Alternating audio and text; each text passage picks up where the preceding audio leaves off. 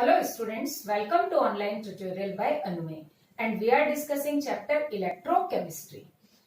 Till now we have discussed about electrochemical cell and then we have discussed electrolysis, laws of electrolysis. उसके बाद हमने देखा conductivity in solution. Okay, तो आज जो हम topic today we will discuss variation of conductivities with dilution. Means electrolytic solution की जो कंडक्टिविटी है वो डाइल्यूशन के साथ कैसे चेंज होती है। तो एक थोड़ा सा हम रिकैप लेते हैं। इसमें दो टर्म होती है, एक होती है specific conductance, right, specific conductance और it is known as conductivity. It is directly proportional to mole और हम कह सकते हैं inversely proportional to volume. Means ये क्या होती है, कंसंट्रेशन के डायरेक्टली प्रोपोर्शनल होती है और डाइल्यूशन के इनवर्सली प्रोपोर्शनल। तो हम यहाँ क्या इंक्लूड करेंगे, kappa is directly proportional to concentration, ठीक है, कंसंट्रेशन के क्या होगी directly proportional and inversely proportional to dilution. Means हम सॉल्यूशन जितना ज्यादा डाइल्यूट करेंगे कप्पा की वैल्यू उतनी ही कम होती चली जाएगी। ओके, नेक्स्ट जो टर्म हमने इसमें पढ़ा था that was the molar conductance और मोलर कंडक्टिविटी। मोलर कंडक्टिविटी और मोलर कंडक्टेंस एक ही टर्म यूज होती है जैसे, लेकिन कंडक्टेंस और कंडक्टिविटी में अंतर है, ये बहुत अच्छे से याद रख लेना। Conductance means G, right, conductance means G and conductivity means specific conductance और कप्पा और कंडक्टिविटी। ओके, तो कंडक्टेंस एंड कंडक्टिविटी में डिफरेंस है, but molar conductance and molar conductivity ये दोनों टर्म एक ही यूज होती है, एज ए सिनोनिम यूज होती हैं। तो molar conductance that is lambda M, it is directly proportional to volume, ये वॉल्यूम के डायरेक्टली प्रोपोर्शनल है। ओके, तो हम क्या लिख सकते हैं यहाँ पर कि lambda M is inversely proportional to concentration, ठीक है, कंसंट्रेशन या मोलैरिटी के क्या होगा, इनवर्सली प्रोपोर्शनल होगा and lambda M is directly proportional to dilution of solution. Okay, ये लास्ट लेक्चर में हम इसकी डेफिनेशन डेरिवेशन सब बहुत अच्छे से देख चुके हैं। ओके, अब आज के चैप्टर में जो हम आते हैं that is conductivities with dilution, ये तो हम देखेंगे। उसके पहले हमको एक टर्म पढ़नी पड़ेगी, लिमिटिंग मोलर कंडक्टिविटी। ओके, तो एक टर्म आती है that is limiting molar conductivity. Okay, limiting molar conductivity, या इसको हम लिमिटिंग क्यों बोलते हैं, कंडक्टिविटी या फिर कंडक्टेंस। ओके, लिमिटिंग मींस इससे ज्यादा वैल्यू हो ही नहीं सकती। It is maximum molar conductance of an ion, ये किसी भी आयन या इलेक्ट्रोलाइट की क्या होती है, मैक्सिमम मोलर कंडक्टेंस होती है। तो यहां मैं लिख देती हूं, इट इज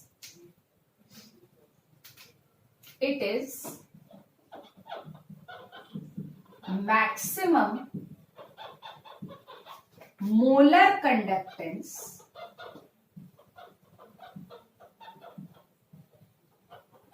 और molar conductivity of an electrolyte और आयन, किसी भी आयन की मैक्सिमम मोलर कंडक्टेंस। ओके, अब हम इस वर्ड की तरफ जरा फोकस करते हैं कि मैक्सिमम मोलर कंडक्टेंस का क्या मतलब है। मींस लिमिटिंग मोलर कंडक्टेंस की वैल्यू मैक्सिमम होती है ना। इसको हम डिनोट कैसे करेंगे ये भी मैं आपको बताऊंगी।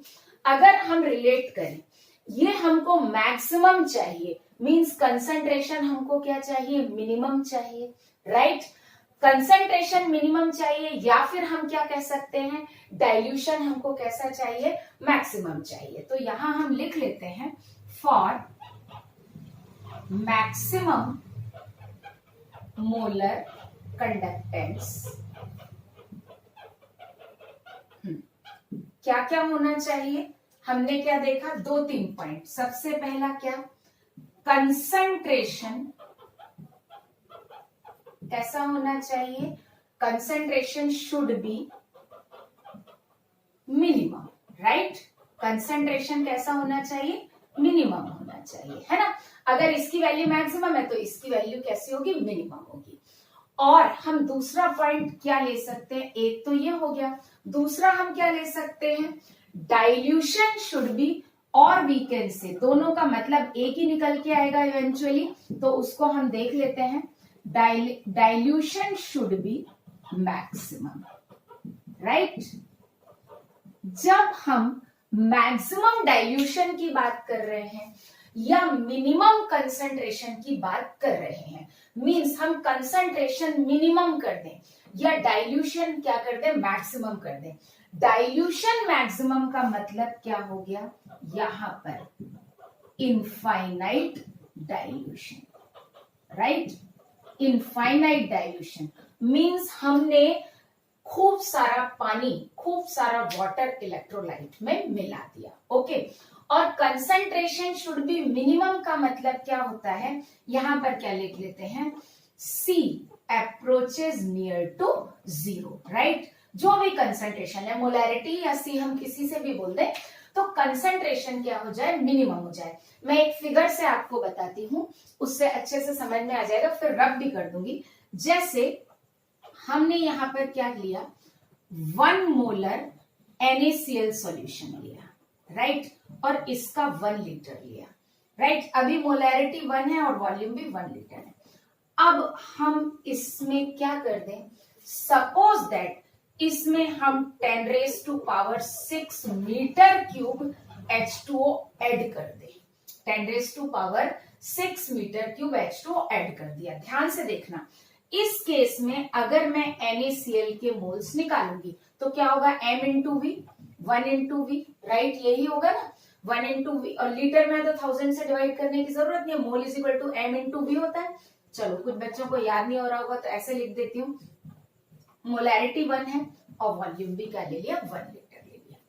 अब जब हम इसमें इतना सारा पानी मिला देंगे, या मैं टैंक थोड़ा सा तोड़ देती हूँ जिससे समझ में आ जाए कि ये बीच में मतलब काफी बड़ा है ना, और यहां से भी इसको ऐसे सिंबॉलिक बना देते हैं।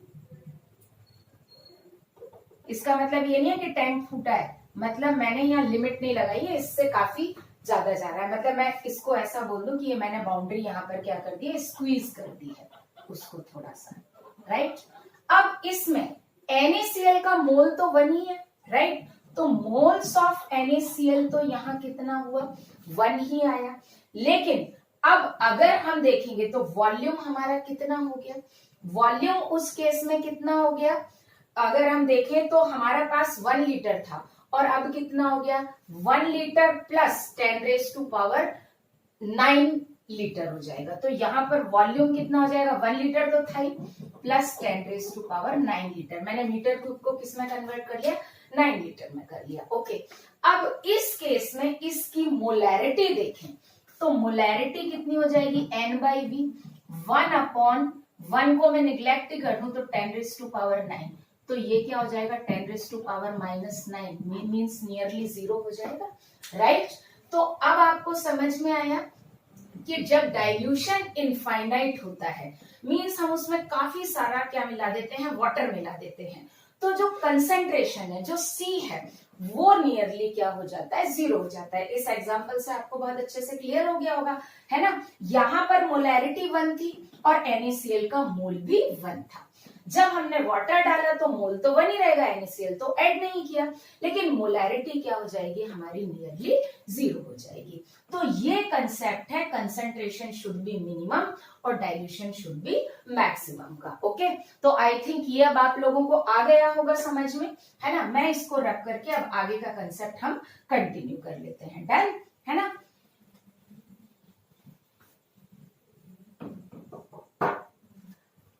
अब जब कंसंट्रेशन क्या हो जाएगा, मिनिमम हो जाएगा, मतलब नियरली 0 हो जाएगा, और डाइल्यूशन क्या हो जाएगा, मैक्सिमम हो जाएगा। एट दिस स्टेज जो मोलर कंडक्टेंस है, जो भी मोलर कंडक्टेंस है या कंडक्टिविटी है, it is denoted by lambda nought. Nought means zero concentration और lambda infinite means infinite dilution. Okay, ये हम यूज करते हैं आयन के लिए. जब हम आयन के लिए यूज करेंगे, पर्टिकुलर आयंस के लिए, तो हम स्मॉल लैम्डा यूज करेंगे. और जब हम इलेक्ट्रोलाइट के लिए यूज करेंगे, मैं ऑब्लिक लगा देती हूं, तो यहां पर क्या हो जाएगा, it will be lambda nought और lambda infinite. Right. Capital lambda use होता है फॉर इलेक्ट्रोलाइट. कुछ बच्चों को ये भी नहीं समझ में आ रहा होगा, तो ये भी मैं बता दूं. आयन मीन्स, जो अभी मैंने एग्जांपल लिया था NaCl का, तो अगर हमको क्लोराइड आयन का लैम्डा नॉट लिखना होगा इनफाइनाइट, तो हम क्या लिखेंगे, लैम्डा नॉट Cl नेगेटिव और lambda infinite Na positive. Right. मैंने एक में कैटायन ले लिया और एक में एनायन ले लिया. लेकिन जब हम NaCl के लिए लिखेंगे तो हम कैपिटल लैम्डा यूज करेंगे.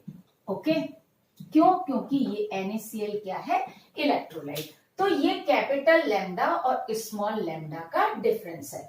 Small lambda is used for ions and capital lambda is used for electrolyte. Okay, तो ये डिनोटेशन है. अब ये बात तो समझ में आ गया कि जब कंसेंट्रेशन जीरो होगा तो क्या हो जाएगा, लैम्डा हमारा क्या हो जाएगा, मैक्सिमम हो जाएगा. Is that clear? कोई डाउट यहां तक नहीं होगा आई थिंक. अब हम क्या लिख सकते हैं, देखो प्रैक्टिकली अगर हम देखें, C हमने जीरो मान लिया था, लेकिन बेसिकली C जीरो होता नहीं है. C जीरो मतलब मोल्स ऑफ सॉल्यूट जीरो हो जाए, तो ऐसा तो प्रैक्टिकली पॉसिबल होता नहीं है. राइट. आया या नहीं आया समझ में? आ गया. तो प्रैक्टिकली C जीरो होता नहीं, लेकिन हम उसको क्या कर लेते हैं, जीरो एज्यूम कर लेते हैं. अब हमारे पास आता है रिलेशन कि lambda molar conductance eight particular concentration and molar conductance at infinite dilution के बीच में रिलेशन. तो यहां हम लिख लेते हैं जो हमको देखना है, that is relation between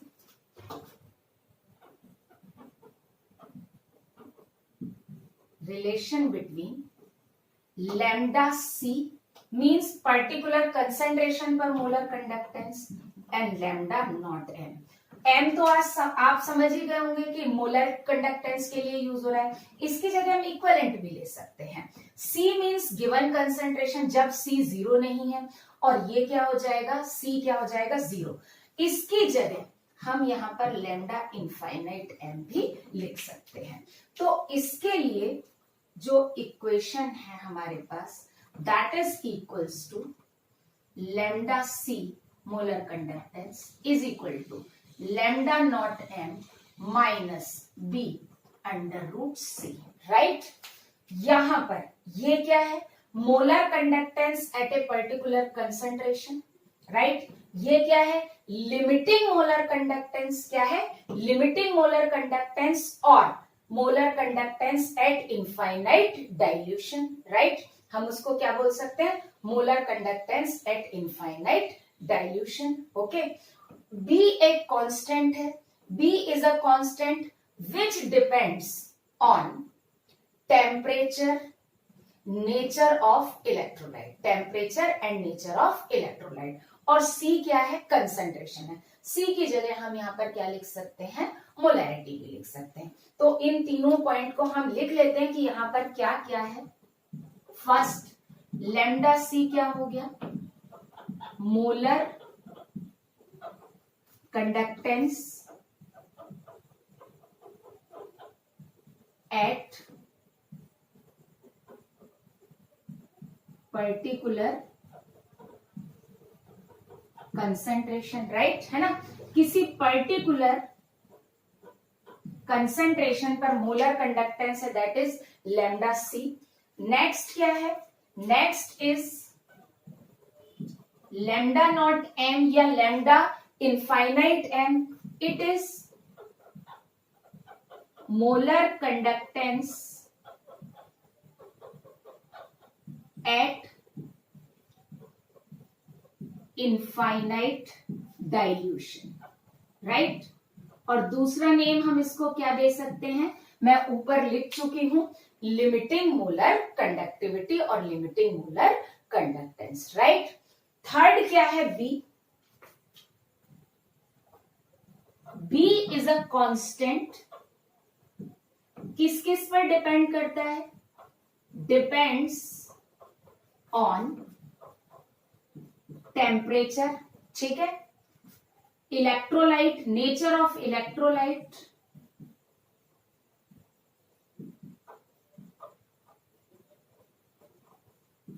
and solvent, solvent पर भी डिपेंड करता है, ओके। तो ये हो गया बी, क्लियर है ना। तो बी क्या होता है, एक कांस्टेंट है, अगर इलेक्ट्रोलाइट कांस्टेंट है और सॉल्वेंट कांस्टेंट है, then B depends only on temperature. तो आप ये स्टेटमेंट लिख लीजिए, मैं डिक्टेट कर दे रही हूं। For a particular electrolyte, for a particular electrolyte in a particular solvent, B depends on temperature.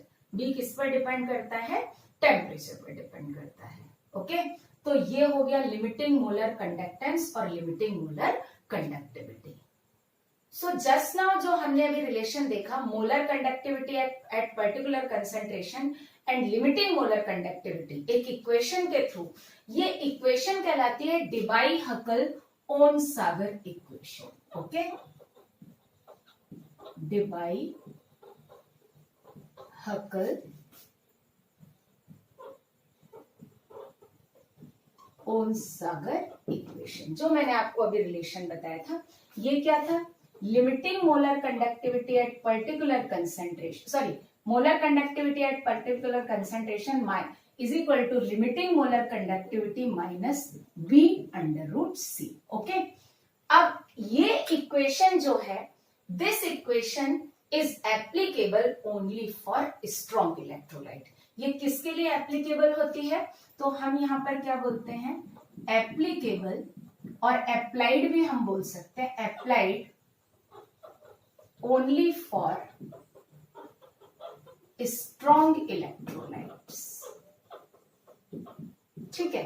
देखते हैं हमने ऐसा क्यों कहा, स्ट्रॉन्ग इलेक्ट्रोलाइट के लिए ही हम इसे क्यों अप्लाई करते हैं।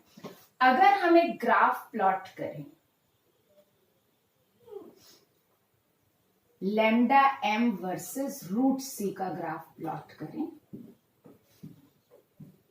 पर्टिकुलर कंसेंट्रेशन पर, ओके, तो अकॉर्डिंग टू दिस इक्वेशन क्या होगा, एक निगेटिव स्लोप के साथ हमको ये इक्वेशन मिलेगी। एक्चुअली हम यहां पर ना इसको ऐसा नहीं करते हैं, इसको हम यहां से ड्रॉ करते हैं।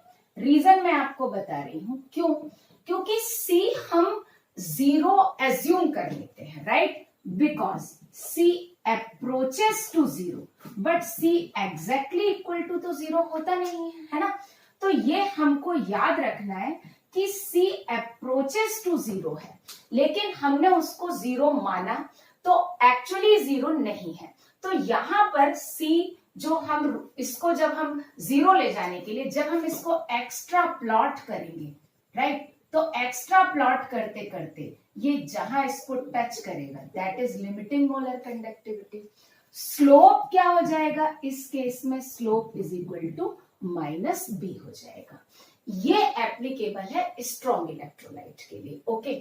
अब अगर आप इस उसमें देखें इक्वेशन में, तो इस इक्वेशन में हम क्या देख रहे हैं कि बेसिकली हमने कंसंट्रेशन लिया है, रूट सी लिया है, ओके, कंसंट्रेशन चेंज हो रहा है, क्लियर।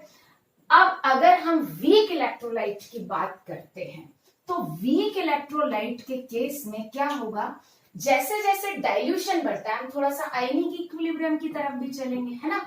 फॉर वीक इलेक्ट्रोलाइट्स,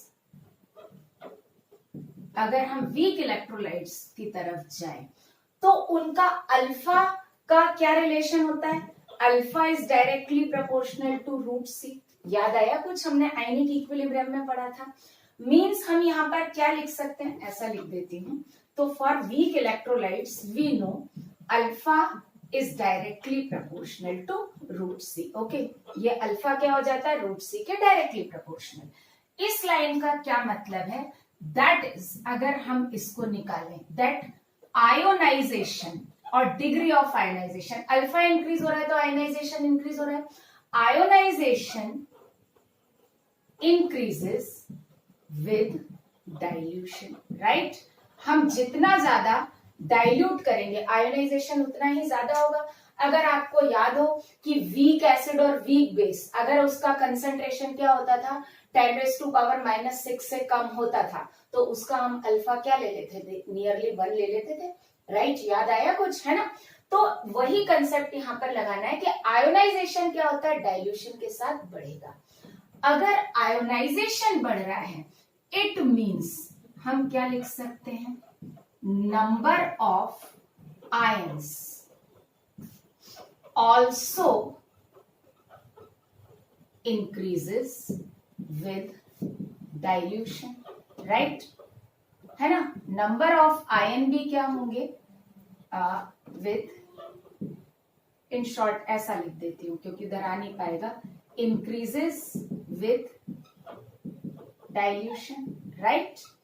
अब देखते हैं कि आयन बढ़ने से क्या होगा। हम एक एग्जांपल लेते हैं, सपोज दैट, ये देखो, यहां मैं ले रही हूं एक स्ट्रॉन्ग इलेक्ट्रोलाइट और एक वीक इलेक्ट्रोलाइट। स्ट्रॉन्ग इलेक्ट्रोलाइट का हम एग्जांपल लेते हैं, सपोज दैट NaCl। इसका मैं क्या ले रही हूं, 1 लीटर 1 मोलर सॉल्यूशन ले रही हूं। मींस मैं सीधा सा बोल रही हूं, इसका मैं 1 मोल ले रही हूं। ये कंप्लीटली आयोनाइज होगा, राइट। ये Na पॉजिटिव और Cl निगेटिव में जाएगा। तो जब आफ्टर आयोनाइजेशन, ये तो मैंने इसका क्या ले लिया, इनिशियल मोल 1 ले लिया, लेकिन आफ्टर आयोनाइजेशन क्या हो जाएगा, ये 1 - 1 क्या हो जाएगा, 0, ये कंप्लीटली आयोनाइज हो जाएगा। और इसका हमको कितना मोल मिल जाएगा, 1 mole. Means strong electrolytes are completely ionized at all dilution. ये स्ट्रॉन्ग इलेक्ट्रोलाइट की क्या है, डेफिनेशन है ना। तो strong electrolytes are completely ionized at all dilution. Means अब जब वो कंप्लीटली आयोनाइज हैं तो Na पॉजिटिव या Cl निगेटिव के नंबर ऑफ आयंस चेंज नहीं होंगे, राइट। तो हम यहाँ पर, ये आप वीडियो को पॉज करके जो स्टेटमेंट मैं बोल रही हूँ पूरा लिखना पॉसिबल नहीं है, आप आराम से लिखें, नोट्स बनाएं और उसके बाद प्रोसीड करें, है ना। तो strong electrolytes are completely ionized at all dilution, okay. That is why हम क्या लिख सकते हैं कि मोल्स ऑफ आयंस, मींस यहां पर जो है ये कैसे रहेंगे, कांस्टेंट रहेंगे एट ऑल डाइल्यूशन। मींस अब अगर हम इसका डाइल्यूशन कितना भी बढ़ा दें, या अगर हम 1 लीटर लेंगे तो भी इसके मोल्स 1 रहेंगे। अब इसमें वाटर मिला के इसका वॉल्यूम हम बढ़ाते चले जाएं तो भी सोडियम आयन और क्लोराइड आयन के मोल्स कैसे रहेंगे, कांस्टेंट। अब हम आते हैं वीक इलेक्ट्रोलाइट। वीक इलेक्ट्रोलाइट का बहुत कॉमन एग्जांपल हम लेते हैं CH3COH, राइट। ये इक्विलिब्रियम एस्टैब्लिश करता है, राइट। ये आयोनाइज होगा एसिटेट आयन और H+ में। अब अगर मैं इसके इनिशियल मोल 1 ले लूं तो इनिशियली यहां 1 में से क्या जाएगा, कुछ X आयन क्या होगा, डिसोसिएट होगा, ये XX मिलेगा, और डेफिनेटली ये X क्या होगा, लेस देन 1 होगा। इनिशियल मोल लिख दूं यहां पर, मतलब जो हमने इनिशियल मोल लिया है उससे कैसा होगा, कम होगा। क्यों, क्योंकि ये कंप्लीटली आयोनाइज नहीं है। Weak electrolytes are not completely ionize. अब जब हम इनका डाइल्यूशन बढ़ाएंगे, राइट, यहां पर याद रखना, इसमें हम डाइल्यूशन बढ़ा रहे हैं तो सिर्फ क्या है, मोल्स कांस्टेंट है, राइट। क्या है, मोल्स कांस्टेंट है, ध्यान से सुनना, है ना। मोल्स कांस्टेंट है, आयंस के सिर्फ वॉल्यूम बढ़ रहा है। लेकिन इस केस में जब हम क्या करेंगे, वॉल्यूम बढ़ाएंगे तो आयोनाइजेशन बढ़ेगा। मींस अब 1 में से कुछ X' आयोनाइज होगा, ये X' क्या होगा, X से बड़ा होगा, राइट। क्यों, क्योंकि अब ज्यादा आयोनाइजेशन होगा। क्लियर, क्यों, जैसे अब हम डाइल्यूशन बढ़ाएंगे, ये हमने यहां पर क्या लिख दिया, यहां पर हमने क्या कर दिया, dilution is increased, is allowed to increase भी लिख सकते हैं, dilution is allowed to increase और dilution is increase.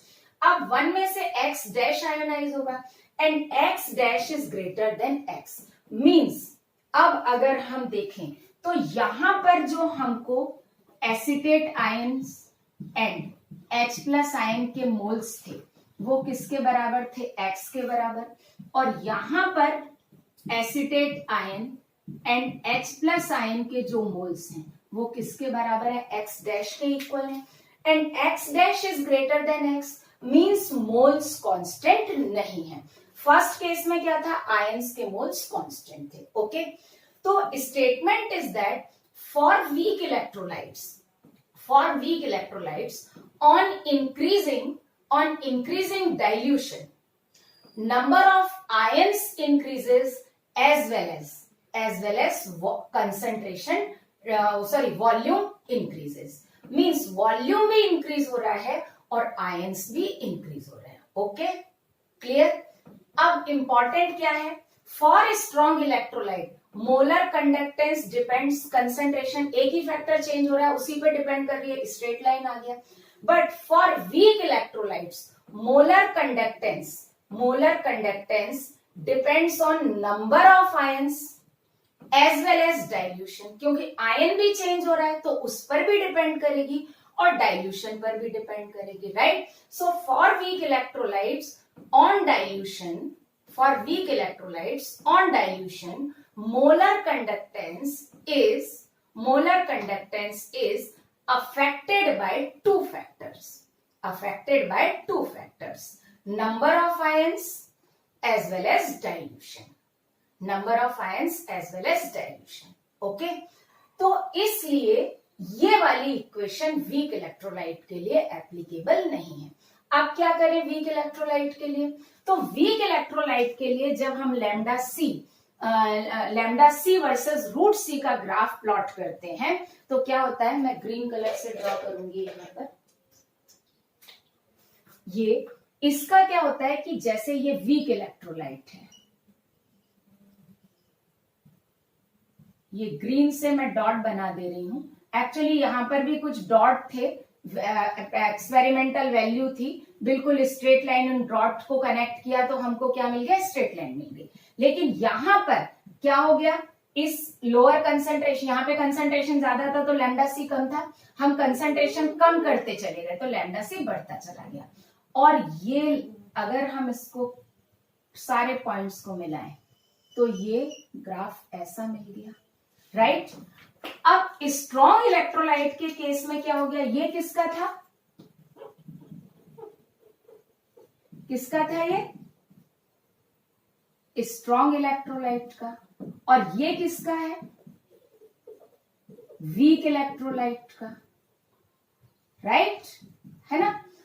Strong electrolyte को तो हमने एक्स्ट्रा प्लॉट करके लैम्डा नॉट निकाल लिया, लिमिटिंग मोलर कंडक्टेंस निकाल लिया, लेकिन फॉर वीक इलेक्ट्रोलाइट अगर हम इसको एक्स्ट्रा प्लॉट करेंगे तो ये कभी भी यहां पर y एक्सिस को टच नहीं करेगा, ठीक है। आप ग्रीन वाली लाइन को एक्स्ट्रा प्लॉट कर दीजिए, ग्रीन वाली लाइन y एक्सिस पर कभी टच नहीं करेगी, मतलब हमको इंटरसेप्ट नहीं मिलेगा। क्यों, क्योंकि इवेंचुअली ये जाके कैसे हो गई, पैरेलल हो गई। Okay, so for weak electrolytes by extra plotting the graph,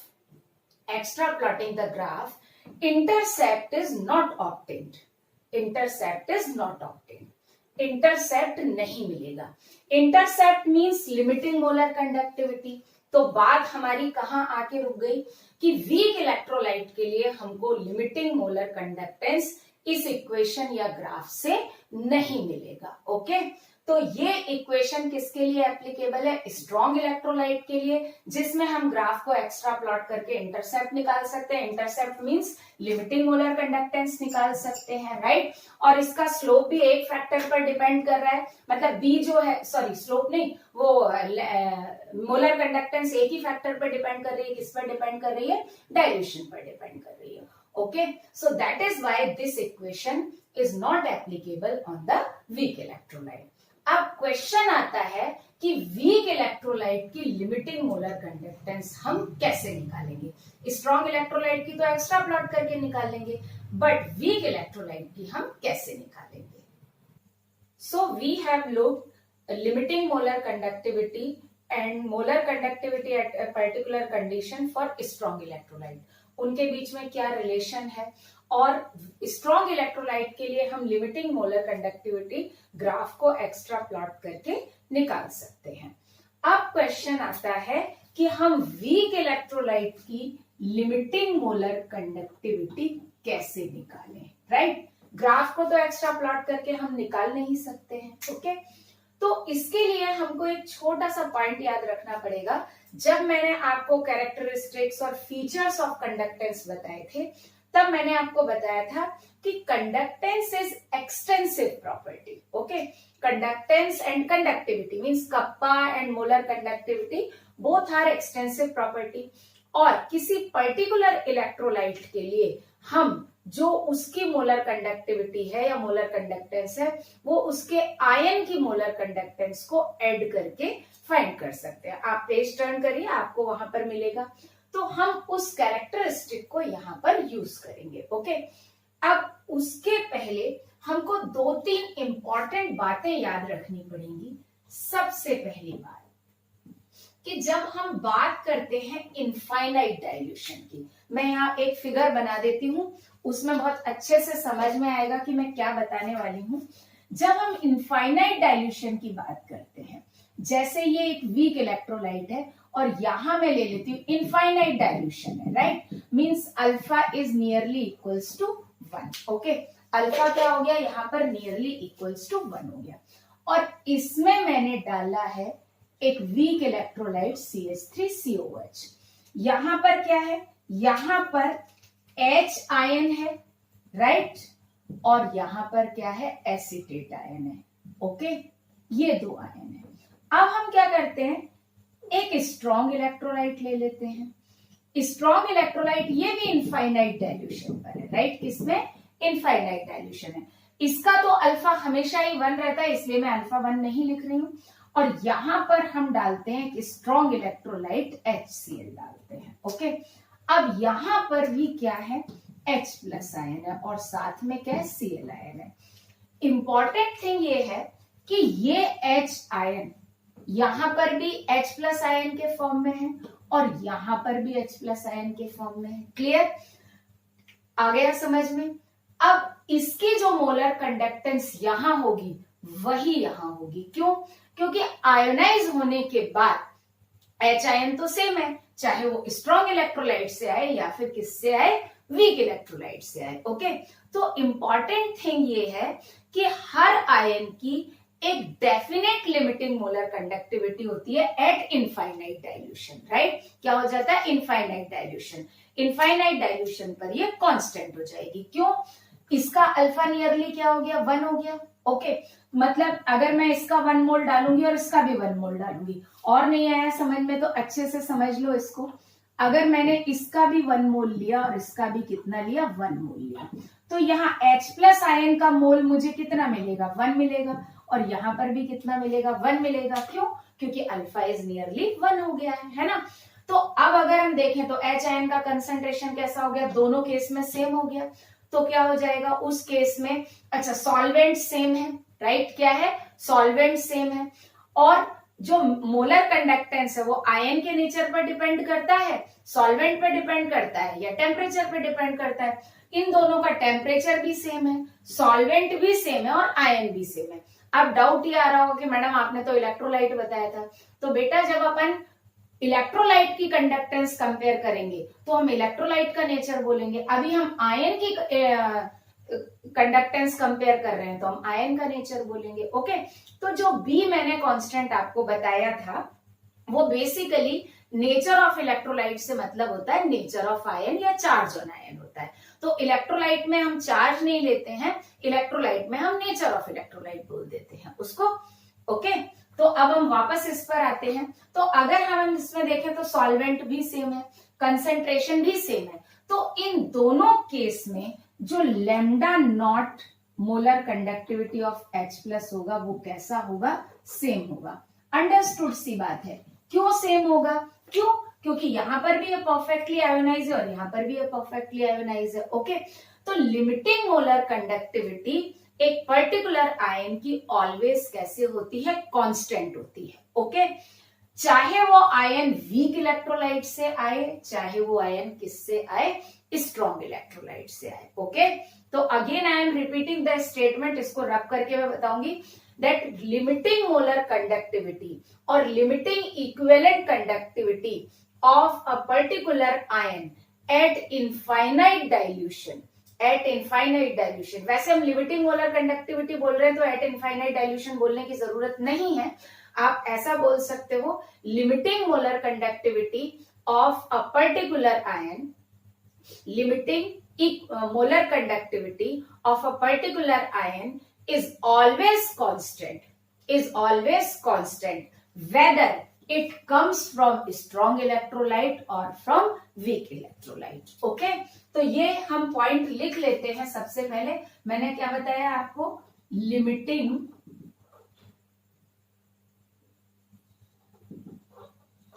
molar conductivity और इक्विवेलेंट कंडक्टिविटी, दोनों यहां पर लिखूंगी मैं। लिमिटिंग मोलर कंडक्टिविटी और limiting equivalent conductivity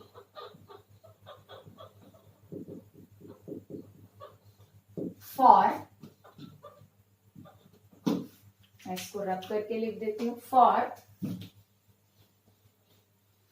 a particular ion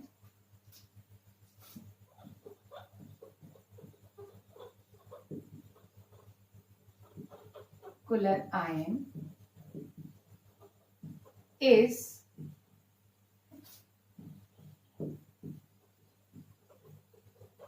always constant. Okay,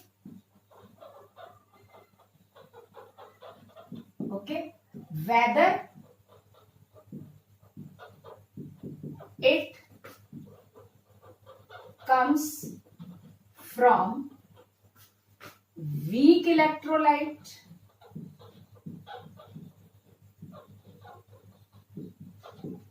और स्ट्रॉन्ग इलेक्ट्रोलाइट, किसी से भी आए, है ना, whether it comes from weak electrolyte और स्ट्रॉन्ग इलेक्ट्रोलाइट। पॉइंट नंबर 1 ये क्लियर हो गया। दूसरा पॉइंट जो एक्सटेंसिव प्रॉपर्टी वाला बताया था कि किसी भी इलेक्ट्रोलाइट के लिए मोलर कंडक्टेंस और इक्विवेलेंट कंडक्टेंस क्या होती है, उसके पर्टिकुलर आयंस की कंडक्टेंस का क्या होती है, सम होती है ना। तो हम क्या लिखेंगे, फॉर एन इलेक्ट्रोलाइट, ये दो पॉइंट हमको बहुत अच्छे से याद रखने हैं।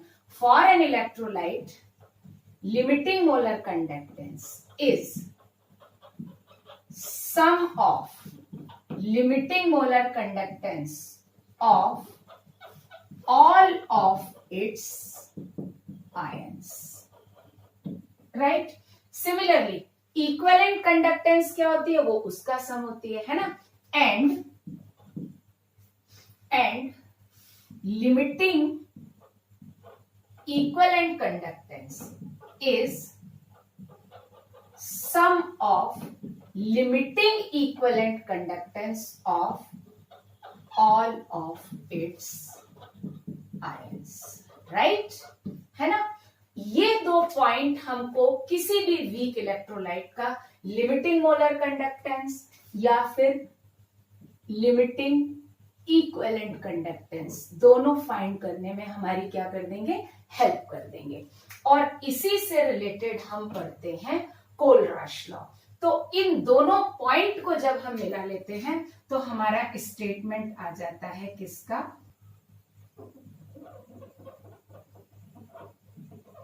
कोलराश लॉ। ओके, तो हम इन दोनों स्टेटमेंट को मिला के कोलराश लॉ का स्टेटमेंट लिखेंगे। ओके, तो पहले हम ये वाले स्टेटमेंट से हम लिखते हैं। ये वाला स्टेटमेंट क्या बोल रहा है कि हर आयन का लिमिटिंग मोलर कंडक्टेंस कैसा है, कांस्टेंट है, चाहे वो वीक इलेक्ट्रोलाइट से आए चाहे वो स्ट्रॉन्ग इलेक्ट्रोलाइट से आए। तो इसी को थोड़ा सा रेक्टिफाई करके लिख लेते हैं। देखो, eight infinite dilution, at infinite dilution, each ion has definite contribution in equivalent conductance of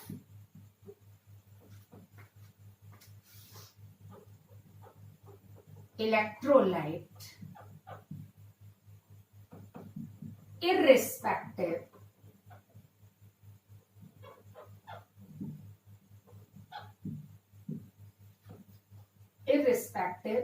of the nature of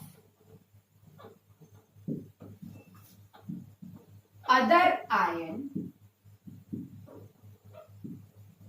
with which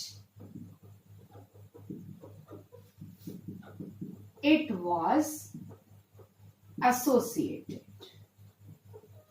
okay, मैंने आपको बताया था ना कि lambda nought EQ of H plus कैसा होगा, कांस्टेंट, चाहे वो एसिडेट आयन से आए चाहे वो किससे आए, क्लोराइड आयन से आए। तो ये तो फर्स्ट पॉइंट आया। अब अपन सेकंड पॉइंट को लिख लेते हैं, and equivalent conductance of electrolyte is sum of equivalent conductance of all of its ions, right? उसके जितने आयन्स हैं उन सब की इक्विवेलेंट कंडक्टेंस का क्या होगा, सम होगा। ओके, तो कोलराश लॉ के बेस पर हम एक बहुत सिंपल देखते हैं। जैसे हम एक एग्जांपल ले रहे हैं, यहां मैं लेती हूं एग्जांपल जैसे BaCl2 का। ओके, तो कोलराश लॉ के अकॉर्डिंग क्या होगा, lambda nought EQ of BaCl2, ये इलेक्ट्रोलाइट हुआ, that is lambda not EQ of Ba dipositive ion plus lambda not EQ of chloride ion, right? Okay, अब इसी टर्म को हम मोलर कंडक्टेंस में देख लेंगे। आपको मोलर कंडक्टेंस और इक्विवेलेंट कंडक्टेंस का रिलेशन पता है, right? Equivalent conductance equals to क्या था, molar conductance divided by valency factor, right? ये रिलेशन हमने पढ़ा था, याद है आपको, है ना? तो यहां पर हम इसको भी लिख सकते हैं। हम क्या लिख सकते हैं, अगर हम लिखें तो देखो, यहां पर एक चीज आप क्लियर करना, इसका वैलेंसी फैक्टर किसका, BaCl2 का वैलेंसी फैक्टर 2, बेरियम डाइपॉजिटिव आयन का valency factor 2, right? And chloride ion का वैलेंसी फैक्टर कितना, 1, है ना? ये क्योंकि हमको यूज करना है इसलिए मैंने ये यहां पर लिस्ट कर दिया। अब हम यहां पर देखते हैं, इसकी जगह हम क्या लिख सकते हैं, lambda naught molar conductance of BaCl2 divided by 2, क्योंकि वैलेंसी फैक्टर 2 है। यहां पर हम क्या लिखेंगे, lambda not molar conductance of Ba dipositive divided by 2, और हम क्या लिखेंगे, इसका वैलेंसी फैक्टर 1 है, तो lambda naught molar conductance of chloride ion, right? और अगर हम इसको सिंप्लीफाई करें, ओके, मैं आपको फिर उसके बाद हम इतना डिटेल में इसको ऐसे नहीं करेंगे, मैं आपको फटाफट बता दूंगी तो आपको क्लियर हो जाएगा, राइट? इसको मैं बॉक्स में कर देती हूं क्योंकि ये इक्विवेलेंट कंडक्टेंस का रिलेशन तो फिक्स हो गया। ओके, अब अगर हम इसको सिंप्लीफाई करके लिखें, मैं ब्लू से लिखूंगी, तो can we write lambda naught BaCl2 equals to lambda not molar conductance of barium ion plus 2 into lambda not molar conductance of chloride ion, right? हम इसको ऐसे भी लिख सकते हैं, है ना? तो ये क्या हो गया, मोलर कंडक्टेंस का रिलेशन आ गया, है ना? जो ब्लू बॉक्स में है वो इक्विवेलेंट कंडक्टेंस का रिलेशन है, और जो रेड बॉक्स में है वो किसका रिलेशन है, मोलर कंडक्टेंस का। अब मैं यहां पर रब करके, ये रिलेशन रब करके एक दूसरे और उसके एग्जाम्पल के लिए लिख देती हूँ, तो आपको बहुत अच्छे से क्लियर हो जाएगा, वैलेंसी फैक्टर भी आपको पता चल जाएगा। जैसे मैं एक एग्जाम्पल ले रही हूं यहां पर, Al2SO4 thrice, राइट? अब अगर हमको इसका इक्विवेलेंट कंडक्टेंस लिखना हो तो हम क्या लिखेंगे, lambda nought EQ of Al2SO4 thrice equals to lambda nought EQ of Al tripositive ion plus lambda nought EQ of sulphate ion, right? ये हो जाएगा इक्विवेलेंट कंडक्टेंस का रिलेशन, है ना? इसको मैं ब्लू बॉक्स में कर देती हूं, और ब्लू से मैं लिख दूंगी मोलर कंडक्टेंस का। अब वैलेंसी फैक्टर वाले पॉइंट से हम नहीं जाएंगे, बहुत आसान सा तरीका है जिसको हम कर लेंगे। देखो, lambda naught molar conductance of Al2SO4 thrice, that is equals to 2 into lambda naught molar conductance of Al tripositive and 3 into lambda naught molar conductance of sulfate ion. Okay, आप करेंगे तो आपका वही आंसर आ जाएगा। क्यों? क्योंकि इसका वैलेंसी फैक्टर 6 है, एल्यूमिनियम आयन का वैलेंसी फैक्टर 3 है, और सल्फेट आयन का वैलेंसी फैक्टर 2 है। आप चाहें तो करके लिख सकते हैं, देख सकते हैं। इसको आप क्या करेंगे, डिवाइडेड बाय 6 करेंगे यहां पर मोलर कंडक्टेंस लिखने के लिए। यहां पर मोलर कंडक्टेंस डिवाइडेड बाय आप क्या करेंगे, 3 करेंगे, और यहां पर डिवाइडेड बाय आप क्या करेंगे, 2 करेंगे। Then you will get the same relation. So trick is that कि जब आपको मोलर कंडक्टेंस निकालना हो किसी भी इलेक्ट्रोलाइट की, ओके, तो आप क्या करो, molar conductance of ion into number of ion. यहाँ एल्यूमिनियम का नंबर 2 है तो 2 से मल्टीप्लाई किया, सल्फेट का नंबर 3 है तो यहां पर क्या किया, 3 से मल्टीप्लाई किया। ओके, तो जब मोलर कंडक्टेंस आपको इलेक्ट्रोलाइट का निकालना हो तो क्या हो जाएगा, molar conductance of electrolyte equals to, limiting molar conductance की बात कर रहे हैं, of electrolyte equals to number of ion into limiting molar conductance of ion. ये number of ion into limiting molar conductance of ion, okay, plus summation ले लो सबका। और जब हम इक्विवेलेंट कंडक्टेंस की बात करते हैं तो क्योंकि इक्विवेलेंट कंडक्टेंस है तो वहां पर हम नंबर मेंशन नहीं करते। तो ये कोलराश लॉ के थ्रू हम किसी भी वीक इलेक्ट्रोलाइट का क्या निकाल सकते हैं, लिमिटिंग मोलर कंडक्टेंस और लिमिटिंग इक्विवेलेंट कंडक्टेंस।